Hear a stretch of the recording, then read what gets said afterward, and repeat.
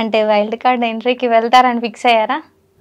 Chances ఇస్తే బెటరే. ఎందుకంటే నా వల్ల షో మామూలు టీఆర్పీ రాదు, దూసుకెళ్తుంది టీఆర్పీ. ఓకే. సో టీఆర్పీ వస్తుంది అంటున్నా. సిద్దిపేట మోడల్ కనబడితే కథం. ఎందుకంటే నాకు బయట మంచి ఆదరణ ఉంది. అది ఇంకా అది అంటే హౌస్లోకి వెళ్తే ఇంకా డబల్ అవుతుంది, నా ఫేమ్ అనేది ఇంకా రెట్టింపు అవుతుంది అని. అంతేకాకుండా టీఆర్పీ బాగా వస్తుంది. సిద్దిపేట మోడల్ ప్రెజెన్స్ వేరే ఉంటుంది మేడం. ఓకే. సో ఏంటి అసలు ఏం చేశారు మరి మీరు స్టేజ్ పైన?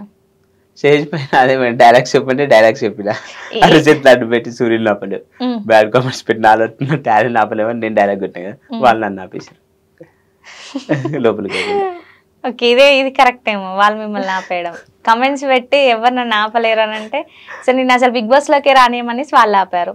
సో మరి 3 మెంబర్స్ జడ్జెస్ కూడా సో రెడ్ ఇచ్చారు, ఒక్కరు కూడా గ్రీన్ ఇవ్వలేదు అట్లీస్ట్. సో ఏమనిపించింది మరి మీకు? అదే బాధ అనిపించింది, ఎందుకంటే వీళ్ళు కావాలని అసలు సెలెక్ట్ చేస్తలేరా మరి, కొంచెం లుక్స్ ఉండి మంచిగా కనబడితే అట్లా. సెలబ్రిటీ కదా మీరు, మళ్ళీ లుక్స్ ఎందుకు మీకు? సెలబ్రిటీ అందుకే వాళ్ళు అన్నారు కదా మేడం, మేము కామన్ మ్యాన్ గా పరిగణలోకి తీసుకోం, నువ్వు సెలబ్రిటీ అంటే. బహుశా సెలబ్రిటీ కేటగిరీలో నా ప్రొఫైల్ పంపించేది ఉండేనేమో, ఈసారి ఇంకా అయిపోయింది, ఇంకా నెక్స్ట్ సారి సెలబ్రిటీ కేటగిరీలో పంపించాలి.